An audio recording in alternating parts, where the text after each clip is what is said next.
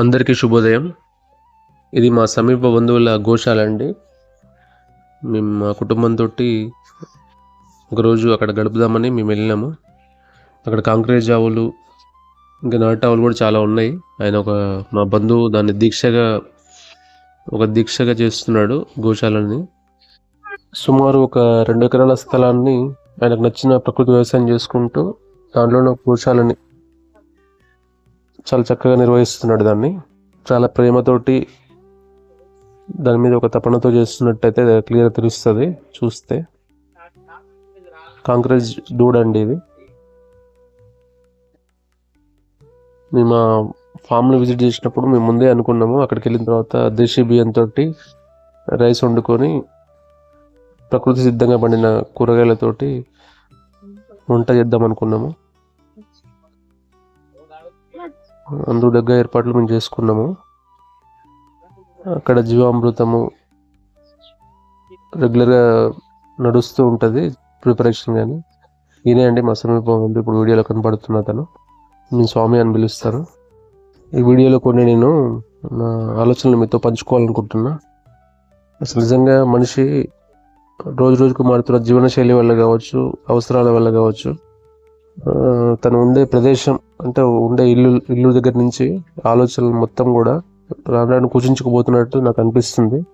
దానికి నేను కూడా అతిథుని ఏం కాదు, కానీ నా మనసులో అనిపిస్తుంది అసలు ఇంత ఇరుగ్గా మనందరం ఎందుకు ఇల్లు కట్టుకొని చిన్న చిన్న ఇల్లు, సిమెంట్ కాంక్రీట్ ఇల్లు కట్టుకొని ఉండడము.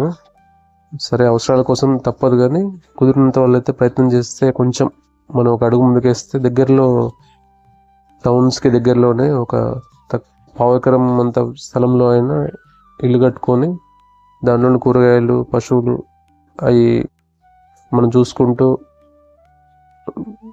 టౌన్కి దగ్గరలో అయినా పర్వాలేదు, అట్లా అయినా ఉంటే బాగుంటుందేమో అనిపిస్తుంది. అందరికి కుదరకపోవచ్చు, కానీ కుదిరిన వాళ్ళు ఎవరైనా ప్రయత్నం చేస్తే బాగుంటుంది. నేను కూడా ప్రయత్నం చేస్తున్నది దాంట్లోనే. ఈ ఎంత కన్నుల ముందు ఇట్లాంటి పంటలు చూస్తుంటే ప్రతిరోజు నేను మిస్ అవుతున్నది ఏంటని నాకు అర్థమవుతుంది. ప్రకృతి వ్యవసాయంలోనే పండిన వంకాయలు, తోటకూర, అంటే ఇది పెద్ద తోటకూర అంటారు, ఇంకా రకరకాల పేరుతో పిలుస్తారండి దీన్ని. పూర్తిగా ఎటువంటి రసాయనాలు లేకుండా ఆ ఫామ్లో మేము వండుకొని ఒక పూట భోజనం చేద్దామని మేము అనుకున్నాము.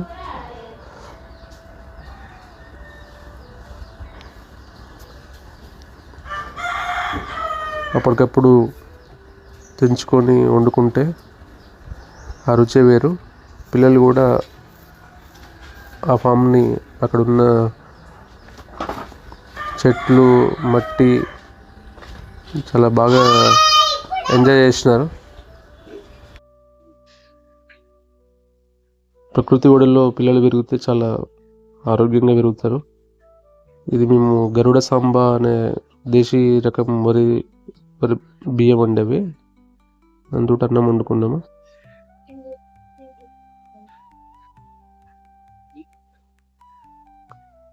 ఇది విజయరామ్ గారి ఎమిరాల్డ్ స్వీట్ షాప్లో తీసుకొచ్చున్నాము. అంటే మిఠాయి షాప్లోనే దేశీ బియ్యం కూడా అమ్ముతారు కదా, మీకు తెలిసి ఉంటుంది.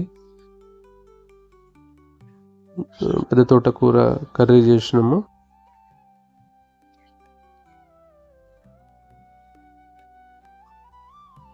వంకాయలతోటి వెజిటబుల్ ఫ్రైస్,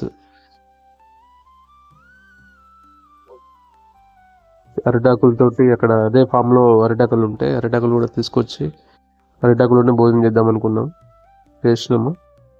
దేశీ బియ్యం గురించి మీకు ఎవరికైనా తెలియకపోతే దేశీ బియ్యం గురించి తెలుసుకునే ప్రయత్నం చేయండి. నేను కొద్ది కాలం క్రితం పండించడం కూడా, నేను కులాకర్, కుజ్జిపట్టలు అనే రకాలు పండించుకున్నా ఈ లాస్ట్ సీజన్లో. మేము మా ఇంట్లో ఇప్పుడు అయ్యే వాడుతున్నాం. ఒక్కో దేశీ రకం బియ్యంకి ఒక్కొక్క మెడిసినల్ వాల్యూస్ ఉంటాయి, లక్షణాలు కానీ రుచి కానీ చాలా ఒక్కొక్క దానికి ఒక్కొక్క శైలి ఉంటుందండి. మీరు తప్పకుండా దేశీ బియ్యాన్ని ఇంట్లో వాడడానికి ప్రయత్నం చేయండి. జై గోమాత.